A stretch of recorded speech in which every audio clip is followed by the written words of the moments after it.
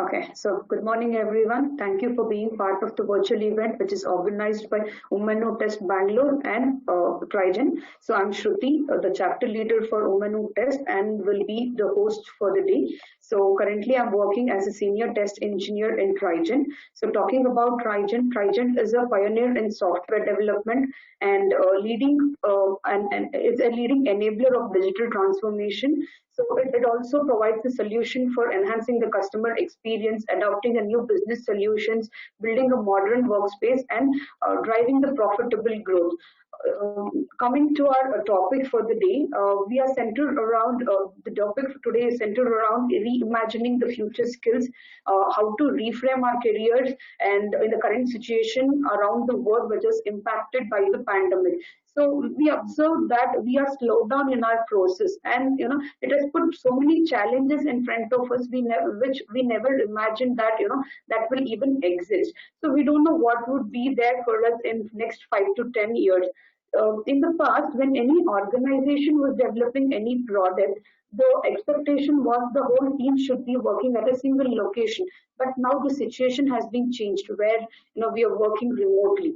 So for us, the ability to adapt ourselves is very much important. Opportunities are very redundant now, so we'll have to keep ourselves optimistic and use the time to transform ourselves.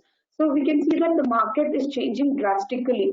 We see that from past few months, whatever was there, it's not now. So changes is it's continuous to do. So what we sensibly thought was we invite someone who could help us to navigate through during these times. So we are delightful to have Anuranjita Kumar, who is a chairperson of Women in Technology and an MD of Indus Cap Ventures, who is a distinguished HR leader and an author. So with her years of experience, she's here to share us and advise us on how to reimagine future skills and how can we reframe our careers. So Anu, we welcome, it's an honor to have you here.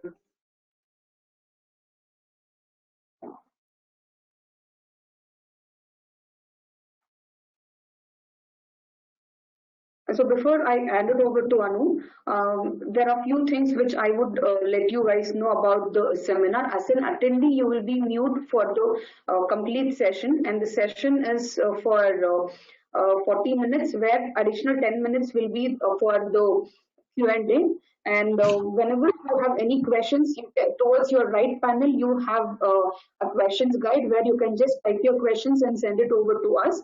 So all your questions will be picked up at the end, but you can type your questions at whenever the time you want. So thank you all for your time. So over to you, Anu. We welcome you once again. Thank you so much. I hope you can hear me properly. Yes, Anu, you are audible. Thank you so much, and thank you to you and to Trigent for having me. I think one of the reasons why I was really looking forward to this session is it feels a bit like homecoming from somebody who's working for the platform of Women in Technology in India. And I think every time I come for these sessions, given that I'm not a techie, very selfishly, I learn a lot. So this is less not just about me sharing what I think, but a lot of feedback from all of you, which adds to my learning, and it's been a life lesson that continuous learning is what I should stay with. So I thought before talking about just simply future skills, or probably as I dwell on future skills, what would be helpful is future perspectives. And as I was thinking about what to share with you in this session to make this real for you, I'm going to deviate a little bit and go into when I was in my 20s or 30s. What would I do differently, having worked now for over 26 years? And some of the life lessons that I have learned, which has kept me going through, skill development, through multiple crises that I have had to manage in my career, be it the dot-com bust, be it the global financial crisis, and so forth, so on. So in some ways, as we're going through Corona, some of those learnings of mine had keeping me afloat even now. And that has translated us, in our efforts of launching Women in Tech just before COVID and keeping it going during COVID. And I'm glad to say that we've got just so much traction that we are right now overwhelmed with that. So what has kept us in terms of thoughts and perspectives, and then we'll come to skills.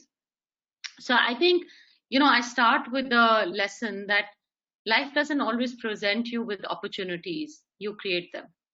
You create them basis the circumstances that you're in. You create them basis your own preferences and choices. You create them basis your own ambitions. So, over the 26 years, there were three big lessons on these opportunities which stood out for me. The first one is, I think one of the biggest challenges actually cultivating a beginner's mindset. Okay.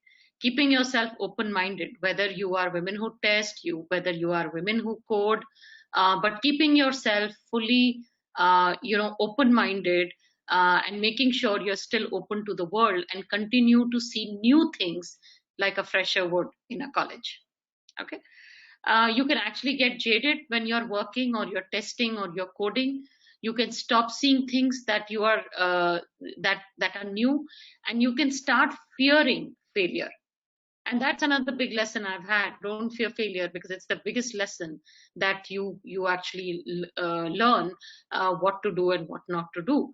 So those are the things that a fresher entrepreneur or somebody who's working in technology, which is finally going to define the world in the time to come, needs to do.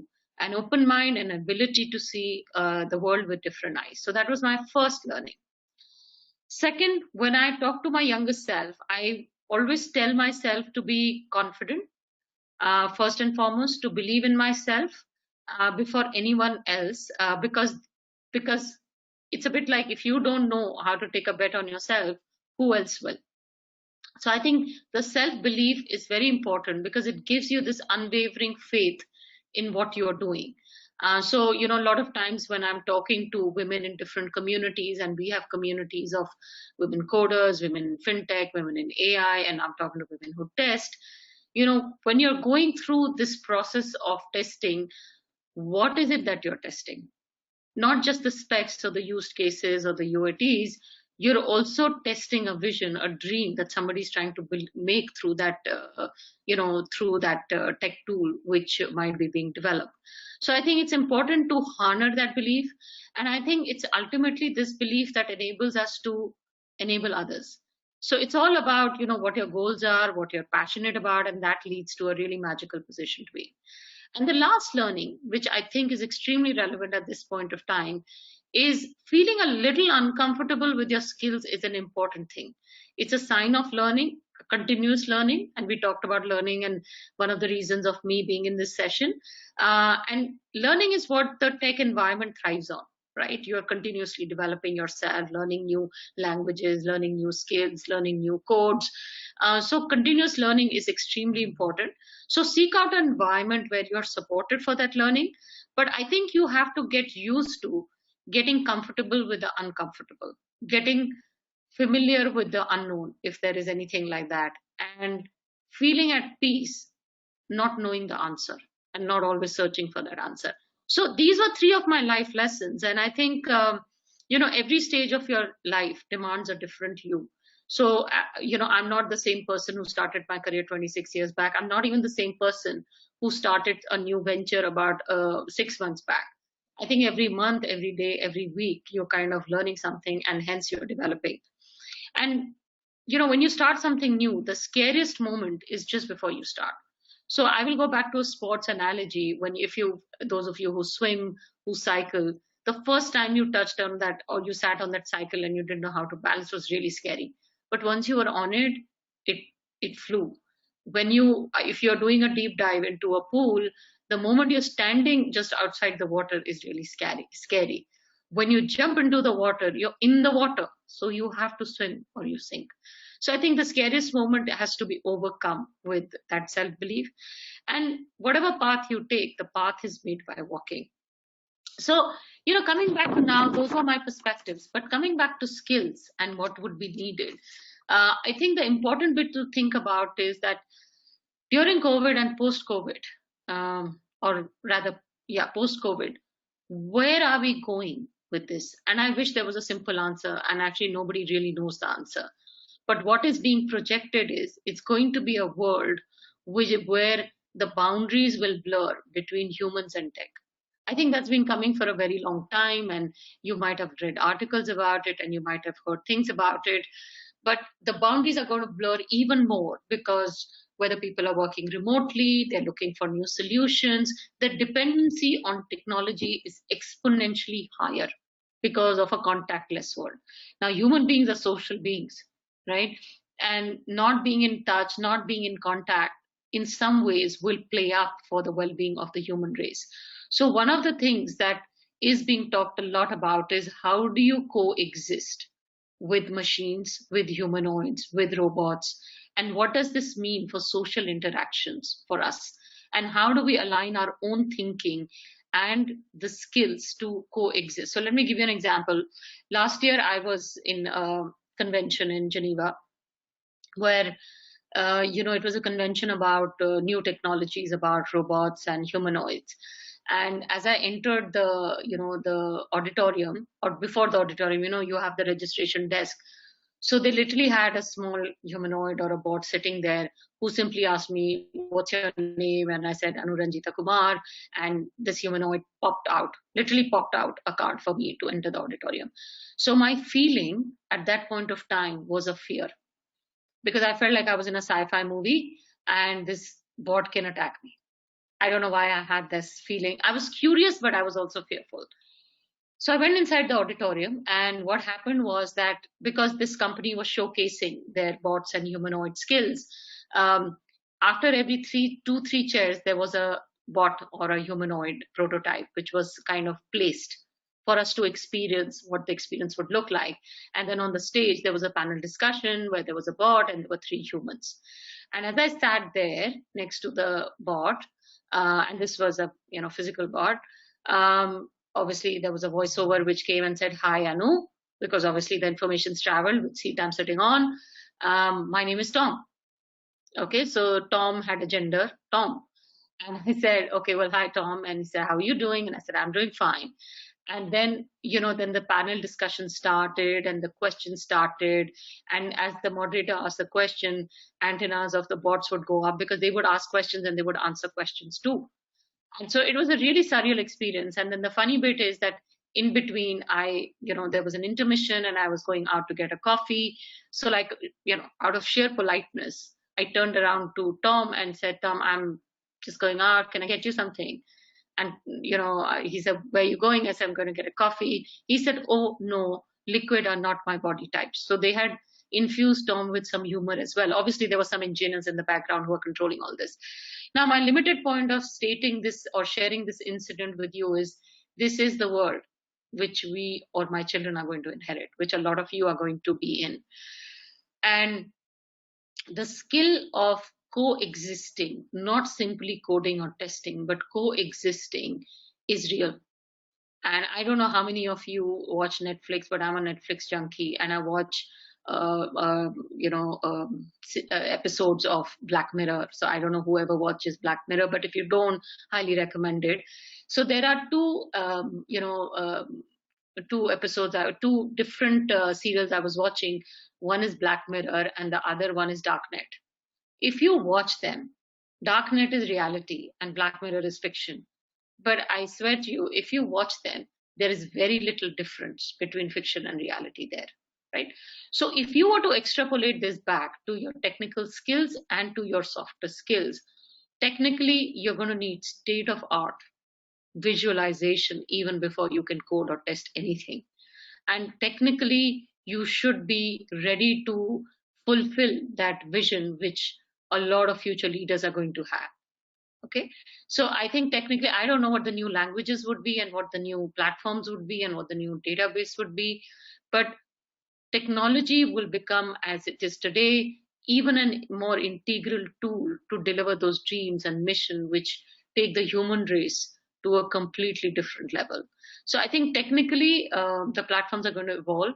From a softer point of view, the coexistence would be extremely critical. And we're seeing that every day. I mean, let me give you a small example. It's like today, like this webinar, we're doing it through a technical platform, right? In the past, a lot of people prefer face-to-face interactions. It's not possible today because of what we're going through, and maybe this will be the new normal. Now this is going to redefine how people interact, deal with each other, and it will take toll on their well-being, mental well-being, because as I said, human race is a social race. So as technology leaders of the future, how are you going to solve for it? For example, can I feel the touch through the screen? Can I smell through the screen? Can I really exercise my five senses apart from my voice and my visual senses? That's the human experience which we will need to build. How that's going to happen, I don't know. But I can tell you, if we will go in there, because at least when I was a child and when somebody told me that you can talk to somebody on a video, it was the most absurd, unreal thing that we heard as 5-year olds. It was the dream. And today it's normal, right, for us to talk on a video call. So similarly, this will happen.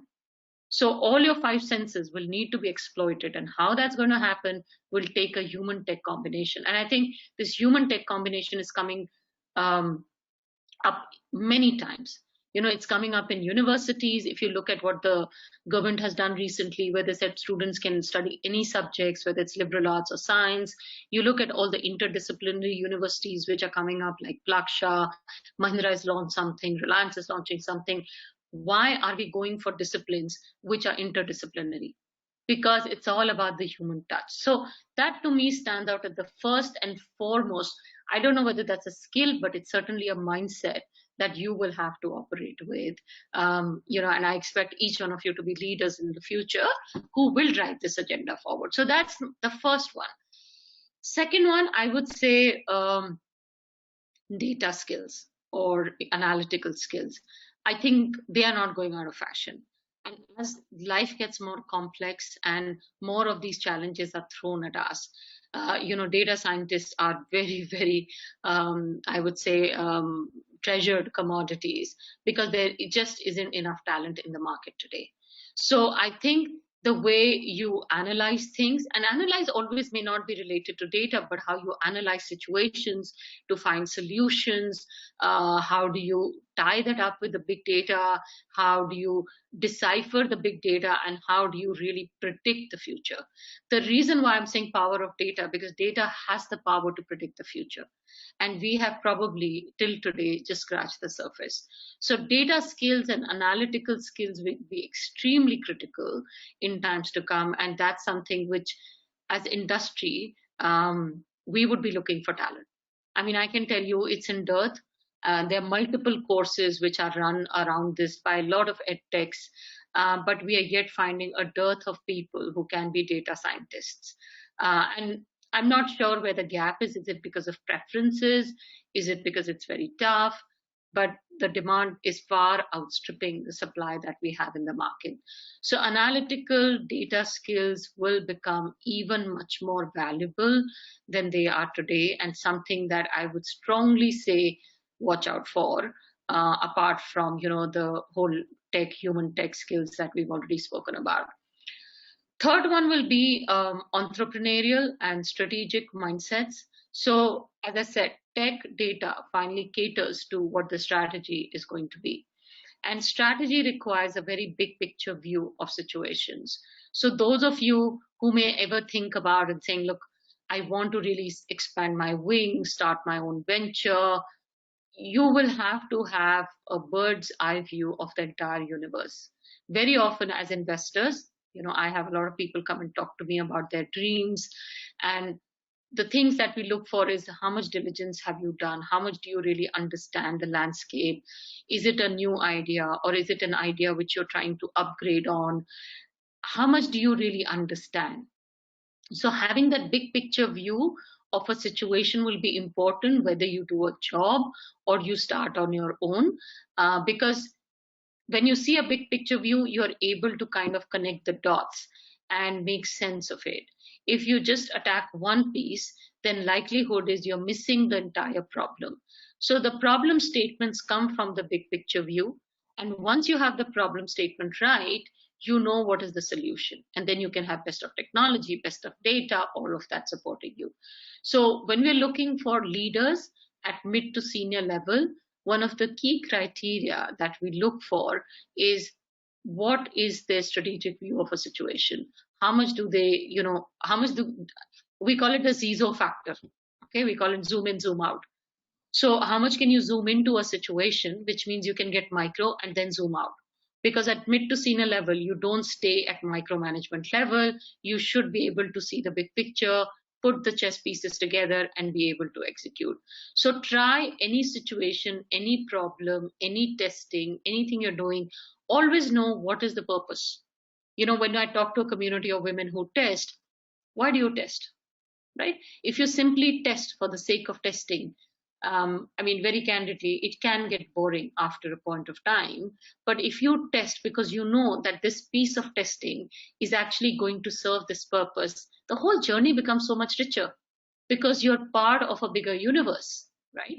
So there's this small story which comes to my mind that, I read it somewhere that somebody who was walking down the street, saw two people cleaning. He comes across somebody who's cleaning the road, and he said, "What are you doing?" And he said, "I'm cleaning the road." Okay, and then he walks slightly ahead, and he finds another person who's cleaning the road, and he said, "What do you think you're doing?" And he said, "Well, I am trying to reduce and eliminate coronavirus." So he was really quizzical and he said, "How are you doing it?" He said, "Because if I clean this properly, then I will be able to reduce the virus because I can actually eliminate it through disinfectant and all that." Both the people are doing the same job, right? But look at the thought of one person, and these are two cleaners. One feels that he's serving the universe by cleaning because he will drive the virus out, where the other just thinks he's cleaning, right? Now, I don't have to say who will go further and who would this person be inclined to talk to more. So this is just an example of saying how the big picture view is extremely critical, and always try and understand that whatever you're doing will be connected to that big picture view. The fourth thing I would talk about is creativity. Challenge the status quo, think differently, don't take a no for an answer, ask several times, why do we do it, right? So there is this very famous talk of Simon Sinek, who's a very well-known TED speaker as well, who talks about a golden circle, though that's a more marketing spiel. But what I like about that talk is that when Apple started their whole branding exercise, and some of you might have seen it, they went through why, what, how, right? Not saying, okay, we sell phones or we sell this. And they started with, why do we do what we do? And the answer was, we like to challenge status quo, and we're doing it by being creative. And by the way, we sell phones. Would you like to buy one? Right? So having that why is important to being channel your creativity juices rightly, thinking differently. Because the problems or the headwinds that you will face today and tomorrow will never be solved by the solutions of yesterday, because we didn't have coronavirus yesterday. So there is no point in saying, acha, we used to do it like this, 1 year back, because even if you did that 6 months back, it's not relevant today. So the ability to ideate, to create, to innovate is paramount, right? And that's going to be a key skill of the future. And all it takes to start with is just a willingness to do it, is the willingness to ask why we do what we do. What is the reason behind it? When you start challenging the status quo, patterns start to emerge about what is happening, and you will start to see gaps. And then you can apply, all kind of theories behind, whether it's Daniel Kahneman or other, things that you might have run. And by the way, those of you who've not read Daniel Kahneman, please do, Thinking Fast and Slow. I love that book. That, innovation and creativity will be extremely critical for a different kind of solutioning and advising, clients, advising industry, advising. And this could mean even in your personal life, what you do today is different. It puts you in the right place to create new products, tapping into new consumer sets. And sometimes, when we are creating products, even a consumer don't know that they need it. So I'll give you a small example. Women in Technology Forum, and that will be more relevant to the audience today. So when we launched this, I kind of quit my career after 26 years, and then I decided to join a venture capital, and I decided to spend some time on Women in Technology India platform, which is my own entrepreneurial venture. As things turned out, I spend now 90% of my time on that because it's become so big. But when I started it, and I talked to the industry, everybody said, yeah, we have training programs, we have hiring, we have this, we have that. And then we went out and created some new things after a lot of research. So we used a lot of data. We did 20 focus groups. We decided to look at hard programs, soft programs, and we decided to launch some soft programs. So if you go to our WIT handle, you will see a campaign going on right now. Yes, I can, because all the programs are based on my book called Can I Have It All? And we are going in this campaign, Yes, I Can, because we are addressing confidence. Now, what I realized was that everybody believed that they had everything that they need. Till we did a lot of research, we gathered data, and we realized that actually it wasn't the case. And then when we launched it, it just kind of has bloomed, and we've had a lot of traction. So I think taking that leap of faith comes from a will of challenging status quo and being able to create something new. Creativity comes from having different perspectives and thoughts. It needs to be backed up with data. So as you can see, all the 3 or 4 things that I'm speaking about in some way are also connected. And creativity can be in your personal life. Innovation is largely related at workplace. So creativity will lead to some innovations which can create completely different design and products of the future. One of the things I realized is design thinking. Since we're talking about creativity and innovation, and I've had the privilege of talking to a lot of CEOs in this country and a lot of boards. So there were a couple of discussions I had recently with an auto company who called me in and saying, why is diversity so important? So I don't usually talk about diversity. I talk about innovation, and I try and sell the pitch why diversity brings innovation. So I said, look, since you're an auto company, let me share, I'm a mother of 2 children. And when I was pregnant, one of the things I used to get really annoyed with my car was tying my seat belt over, a big belly. And it's really uncomfortable when you're 8 months, 9 months pregnant and you have to tie a safety seat belt. It's really uncomfortable. So invariably what I used to do is I used to tie it from the back. And so by default, the safety feature is gone for a toss. So I asked them, I said, have you ever asked a woman the way a seatbelt needs to be designed? And there was a deadpan silence because nobody's ever thought about it, because there are no women in the design team, and there is certainly not a pregnant woman whose inputs have been taken. And I said, how about having a car which can give us this feature? Think about what it will do. And this was just about 4 weeks back. So when I talk about creativity, I'm thinking out of the box, but I'm solving a consumer need. Okay.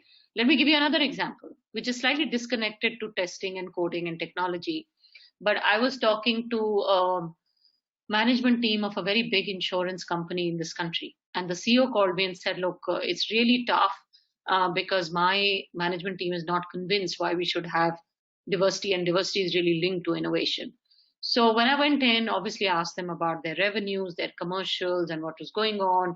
And I asked them, okay, so tell us a little bit about your products, who was your consumer set. So they said earning member of the family because they pay the premium. So I said, okay, and who are the earning members of the family? Obviously, largely men. So I said, well, do you have any products which you think we can use for the family or for the women? And they said, but most women yet prefer their husbands pay the premium. So they were looking at me like, really not interested in this innovation debate.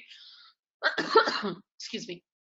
So I suddenly turned around and I said, I have a few women who come and talk to me about bad relationships, who come and talk to me about bad marriages, and the only reason they stick around with their husband or in a bad relationship is because of money, because they can't afford to get into a situation where they can't afford to bring up their children, they can't afford their lifestyle. So have you ever thought about a prenuptial product for a woman where, for today you give 1 crore life policy for 10,000 premium because you can gauge the probability? How about 1 crore for 2 lakh premium? And I'll tell you what, if a woman's in a bad relationship, she'll find the premium. And I can't tell you, there was suddenly some captive interest. And they started telling me, but Anu, usme fraud ho jayega, these people will not stick together. I said, look, we'll find a way to do it. If you want to do it, we can stagger the payments over 3 years. There are multiple ways to manage it. So the reason I'm bringing this back to creativity at workplace is it's just a simple changing of lens and looking at situations differently. whether you're women in technology, whether you're women who test, whether you're women in insurance, or whether you're men. This applies to both men and women. And I think creativity is again just simply changing a lens and not being tunnel visioned and looking at what you've been used to seeing. So this goes back to my point about being comfortable with the uncomfortable. When you have to challenge the status quo and think differently, then you will have to get out of your comfort zone. And that's not always very comforting because you're so used to it. It's so much easier. We come to our office, we are like zombies. We look at our Outlook, how many meetings. How many times do we say, oh, well, let me just challenge this, let me look at it differently, and do not blame time on it. A lot of time people tell me, oh, I'm so busy, I just don't have time to do it. No, that's probably just an excuse. That's an excuse about why I don't want to do it. So creativity is a big one. And then the fifth one, and then I will pause because I'm already half an hour into this chat and I want to give 10, 15 minutes for any Q&A. The fifth one I would say is going to be about resilience, right? So when you are starting out on, to look at things differently, there will be failures. There will be things which will never work out. And that can be quite demotivating. So how do you overcome those failures? Nowadays in the market, people are saying the skill to acquire is anti-fragility. I mean, it's a bit of a jargon, but anti-fragility is now, and anti-fragility is not equal to resilience. And the difference is resilience is about being tough and being able to learn from your failures and being able to move on. Anti-fragility is basically developing a muscle that just doesn't tank.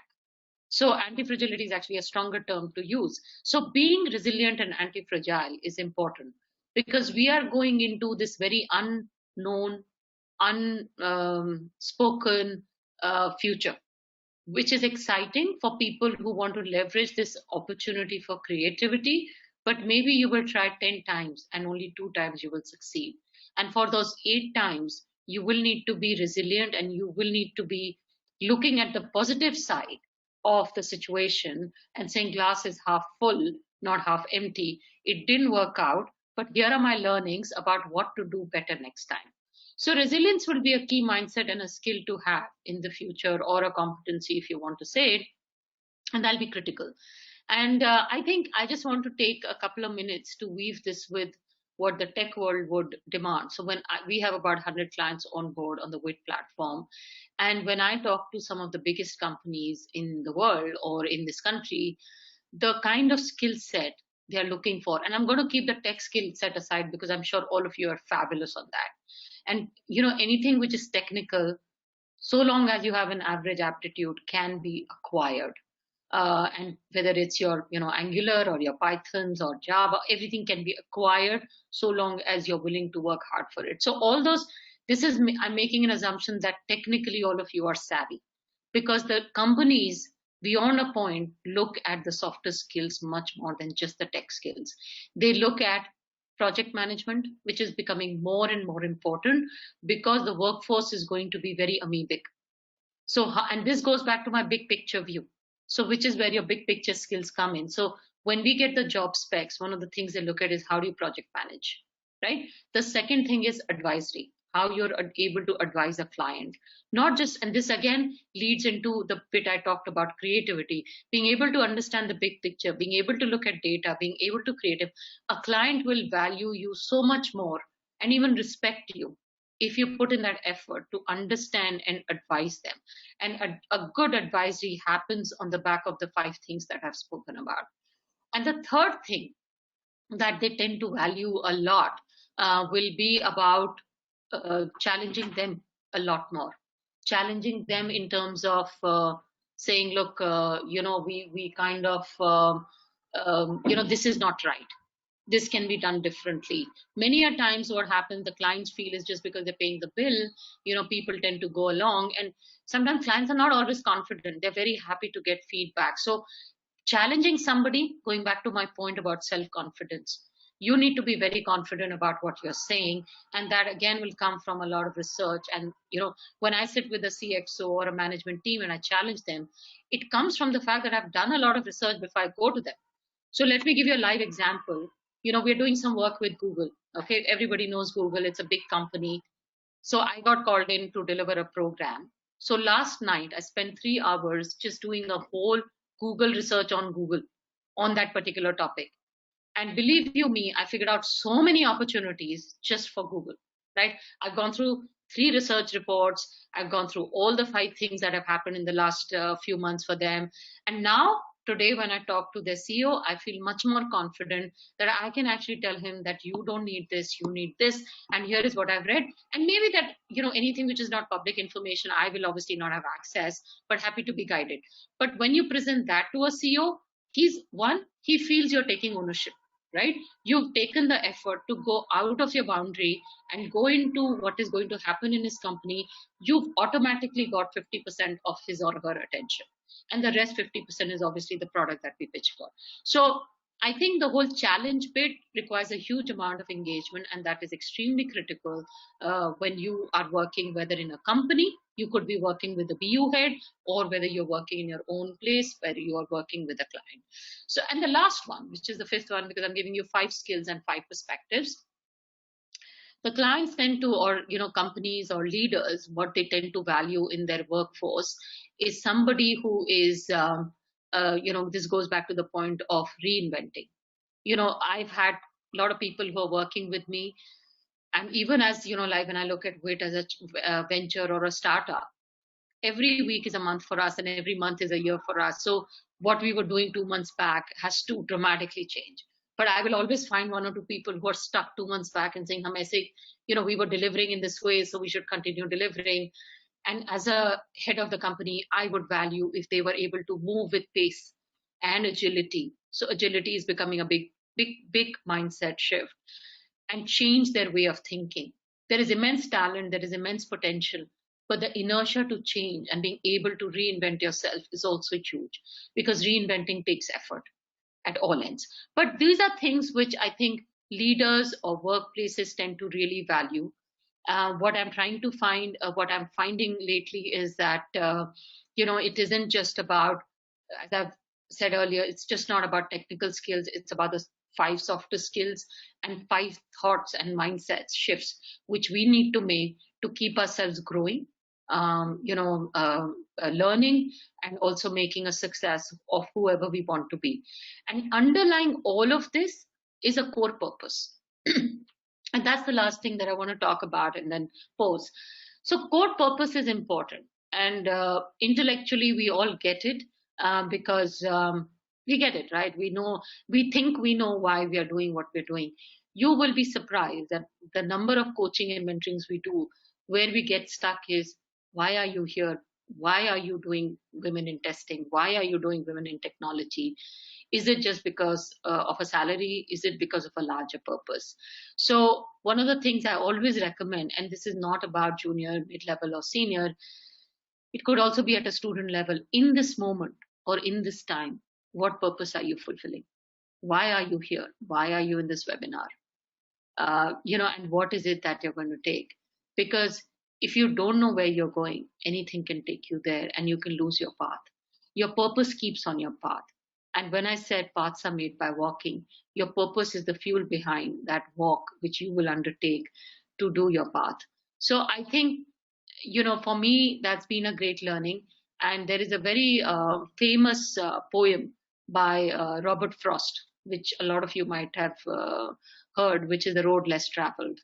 And, where he talks about, and it's a beautiful poem, I don't have it handy, but do read it. It talks about, the road less travel makes all the difference to who you become. And for me in my career, every time I got comfortable, when I was with PNG, I jumped to Citibank. I did 3 different assignments in Citi across 3 different continents, never being there. Sometimes it worked, sometimes it didn't. There were tough moments as well. I got comfortable, I moved to RBS. I got comfortable, I moved to venture capital. And it is this searching of your purpose which keeps you moving. And I think sometimes in this searching is where you find your calling. So I'm going to pause here, Shruti, and we have about 20 minutes. I can go on and on, but I'm going to pause for a few minutes and take any questions or any comments or thoughts that we can have. Thank you, Anu. That was very informative and educative and motivative as well. Yeah, thank you for your session. Uh, so, attendees, if you have any questions, I think you can post it on the questions panel.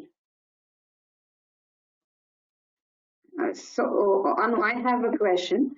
So, how do I, as an individual, develop my social skills? So, I mean, could you help me out on that? Sure. So I think on social skills, it's a very good point, to be honest with you, and it's underlying a lot of relationship management that you need to do. Relationships are important. People are broadly introverted or extroverted. They are on that dimension, right? Some people are naturally better because they actually derive their energy from being social. And so they can jump into meetings, they can talk much more easily. Whereas the introverted people derive their energy from their inner self. So for them, it's a little uncomfortable going and reaching out to a bunch of people who are not known to them. Um, and I think what people are on different scale on this dimension of introversion extroversion. But one of the things I always say is that make a plan on social skills, right? What is important? So when I have a goal or a purpose, and let's say I'm making it very simple, I have a certain goal where I need to lead a project. Okay. The project requires me to interface with 3 other business departments and also lead a team of 4 people. To successfully do that, I need to build a good relationship. To build a good relationship, I need to have some commonality of thoughts and actions and talks with them. To have common thoughts and actions, I first need to understand what matters to them. Then I need to explain what matters to me. There will be things which we will find in common, there will be things which we will disagree immensely. The common things you build on, the disagreement things you don't bring up. But if you are, and as you develop social skills, what will happen is the common things will create a bind. And somewhere it will get more deep seated and they will become your friends. So let me tell you, I'm actually an introvert. So if you look at my MBTI profile, it used to be till about 15 years back, I used to be INTJ. Okay. And people change. And then I did an MBTI about last year and I have become ENFP. I'm actually I'm in middle between I and E. So what happened was that for the time that I was working with investment banking, it was a huge amount of, being out there with everybody. So I did it as work, right? When you do it as work, it doesn't become a burden. Because a lot of introverted people sometimes feel, and actually that's true for anybody, that when you strike a relationship, there are expectations. If I do this much for you, then there's a natural expectation, you start to feel a reciprocation. But when you do it as work, it's not being inauthentic, but you expect less, right? Because it's a part of your journey. It's like you're doing a project, you're doing it for this. You're not necessarily here to make a big relationship until and unless it becomes one, right? And it's at a professional level. I won't say superficial, but a professional level.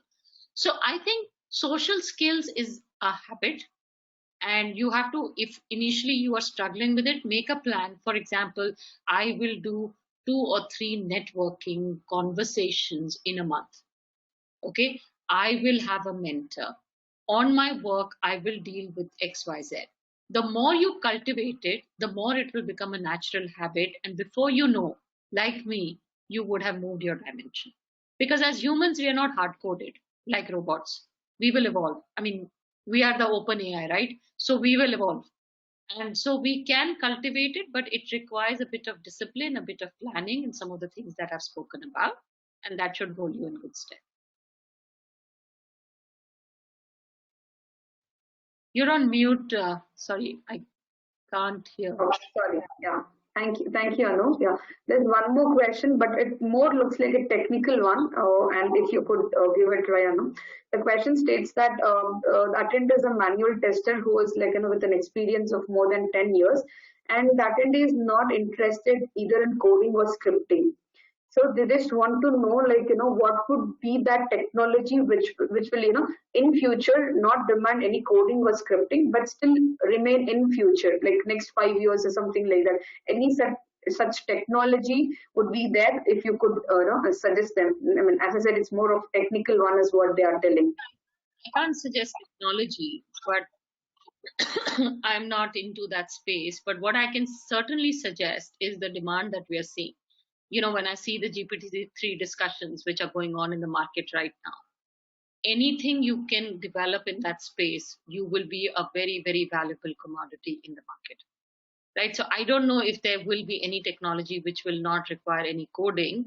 Now, whether it will happen, you envisage a situation in the future, and let's build on this question, a vision where coding becomes as simple as speaking to Alexa.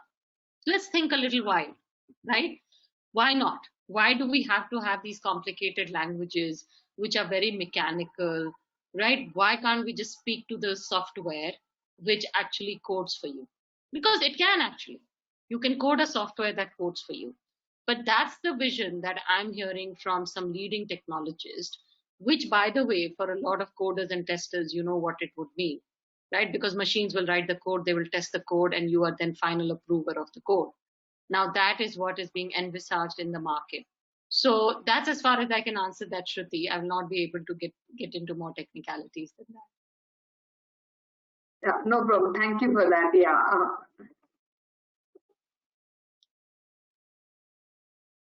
Okay, there's one more question, which states that we were talking about creativity.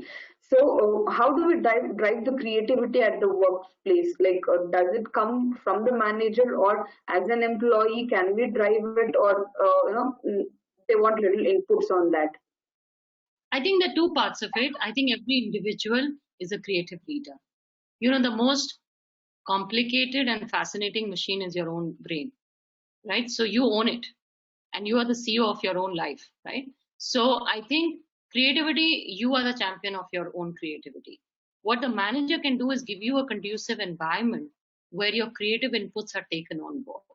So manager's role or the organization role is extremely critical to be able to thrive that creative ecosystem.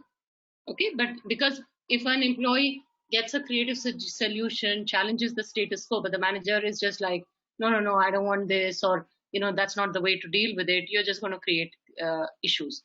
So both management and employees are important. Management by themselves would be doing themselves a disservice if they're going to kill creativity. But creativity comes from each person, and a manager is also an employee or an individual, so they can get creative too. But I would see the leadership of a company creating that environment, the culture where people are able to bring forward. I mean, going back to the Google example, right? Why did Google do well? Because it's a culture where everybody's voice is heard. But having said that, now the challenge is, I don't know how many of you saw that grilling of the US Senate where they grilled the four CEOs of the big tech companies. So if you haven't seen it, see it, because US Senate called in Jeff Bezos, Sundar Pichai, Mark Zuckerberg, and Tim Cook, and there was this whole antitrust review which has taken place. So when I was listening to that debate, and one of the questions which was posed to Sundar Pichai was that why is Google so democratic, right? And it's bordering on democracy and activism. So that's a two different thing. So creativity, anything in excess where you think my creative inputs are the best, and if you don't listen to me, then I'm going to kind of walk out. That's also not the best healthy culture to have.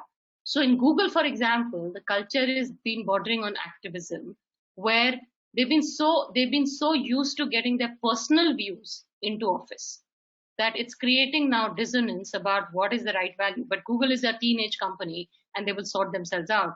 Question from the senator was that Google employees did not support Google working with US defense for a right cause, okay, for looking at what China is doing. So he said, is your activism more important than national security of this country? So, which is another extreme of creativity. So I think creativity is good so long as it's focused, and it's focused on a purpose which the organization defines, not loose creativity. You're again on mute, Shruti. Yeah, so there's one more question. Since the remote working is the way to go, how can one identify the emotion behind only with the audio conversation? Sometimes the tone will not be interrupted correctly. Yeah. So, that is a challenge. And we are seeing lately a lot of debates about emotional well being of people, because, I'll be honest, maybe you can call me old school, but I do miss my canteen conversation. I do miss my water cooler conversation. I do miss my stealing my 15 minutes between meetings and gossiping with a colleague. I do miss that.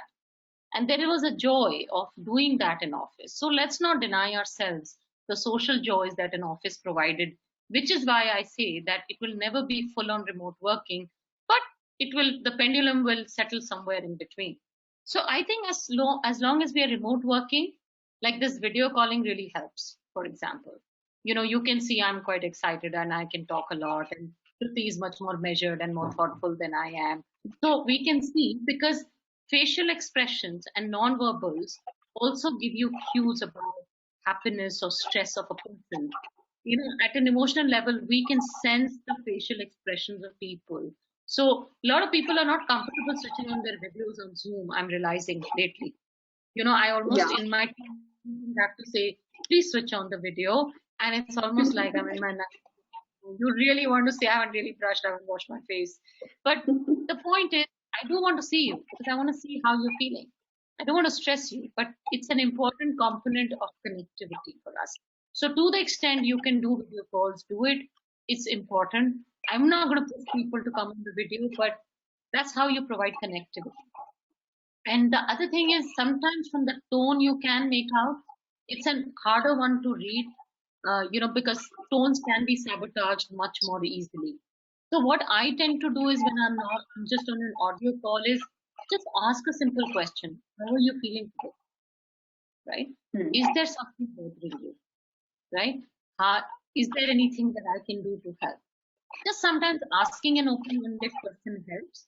When I'm not able to really see you or just hear you and I'm not really sure, but I care. And just asking the question is an expression of care. So I would say do all these three. Ask people how they feel, even if it's a colleague or a friend. Oh, I haven't heard you, I haven't seen you, you haven't been on a video for a while. It's all okay. Can I do anything to help? People tend to respond to those questions and try and pay more attention. If people don't speak and they're very quiet in a meeting, it would worry me. It really does worry me, because that means they are disengaged. And if they are not really focused, because if they're not really focused, then they will not answer the question rightly. So to me, those are two signals where the person is not fully there. And then I would deep dive and saying, okay, where are you? But certainly video calls are very helpful, because people tend to give a lot from their faces and eyes than they would do from their voice. Yeah, exactly, Anu. Yeah, thank you for that. There's one more question, which states that, which suits better in our careers, a paid executive or online courses from the reputed institutions, or a free courses online? It's a mix of both, I would say. There are some good quality content which is free. Use that. It doesn't cost you anything.